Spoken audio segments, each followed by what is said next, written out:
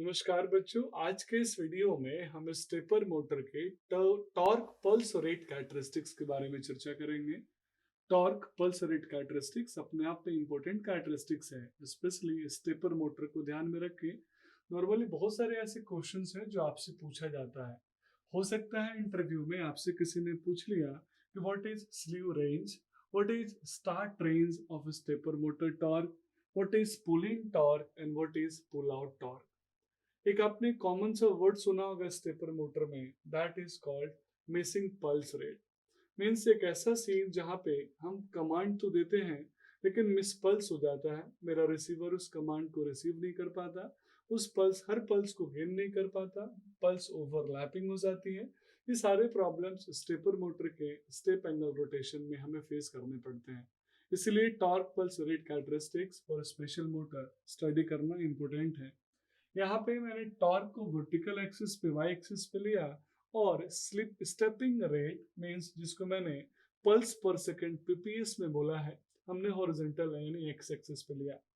मैं यहाँ दो कर्व ड्रॉ किया हूँ, मैं इसको मानता हूँ that is curve 1 and this is curve 2। ध्यान दीजिएगा बच्चों, दो कर्व में मुझे कुछ चीजें यहाँ पे समझ में आएंगे।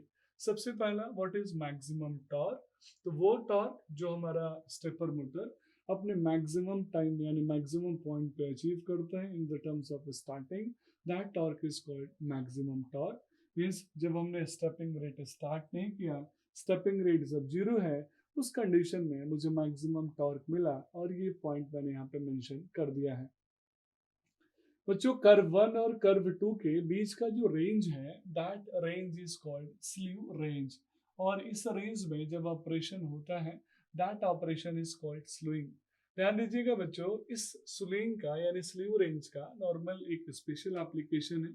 हमारे पास दो प्रकार का कंट्रोलिंग होता है, एक होता है पोजीशन कंट्रोल और दूसरा होता है नॉर्मल एंगल कंट्रोल। तो स्लीव रेंज का एक अपना इंपॉर्टेंस है और इस एरिया जो बीच का रेंज है, इसी रेंज को हम स्लीव रेंज बोलते हैं। अब हम बात करेंगे स्टार्ट रेंज। तो ये जो डॉटेड लाइन के बीच का जो पोर्शन है that range is called start range, जहां हम अपने स्टेपर मोटर को इफेक्टिवली स्टार्ट करते हैं।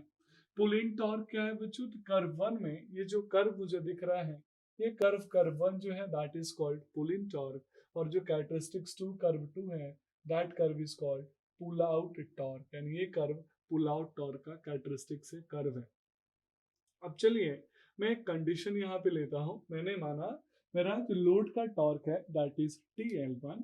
इस लोड टॉर्क पे मैंने देखा कर्व 1 यानी pull in curve and pull out curve के बीच में जो प्रोजेक्शन है, इसमें मैंने माना स्टेपिंग रेट S1 है और पुल आउट टॉर्क के लिए स्टेपिंग रेट S2 है। यानी S1 और S2 पल्स पर सेकेंड हम ट्रांसफर कर रहे हैं इस पार्टिकुलर टॉर्क पे। ध्यान दीजिएगा बच्चों, इस लोड टॉर्क पे अगर S1 से कम अगर मैं रखूं पल्स जो ट्रांसफर रेट है तो क्या होगा, और S2 से ज्यादा रखूं तो क्या होगा।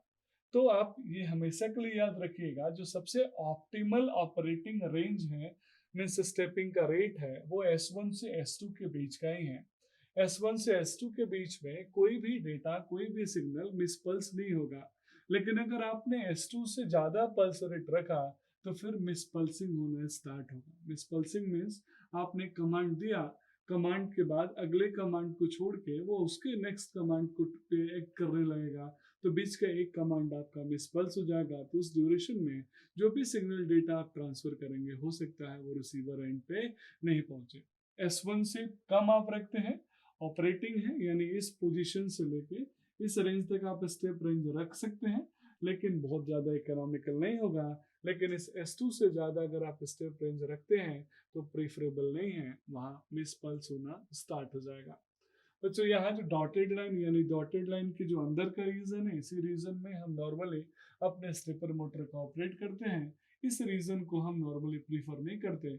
यहाँ पे आप देखेंगे कुछ बुक्स में डॉटेड लाइन रहता है जिसको मैंने डार्क लाइन से रिप्रेजेंट कर दिया है। तो इस तरीके से टॉर्क सिर्फ कैरेक्टरिस्टिक्स में हम मिसपल्सिंग से बचने के लिए या फिर स्लीव रेंज के ऑपरेशंस को समझने के लिए, पोजीशन कंट्रोल को समझने के लिए इन सभी टॉर्क और इनके टर्मिनोलॉजी को समझना जरूरी है। That's all about this video. Thank you so much.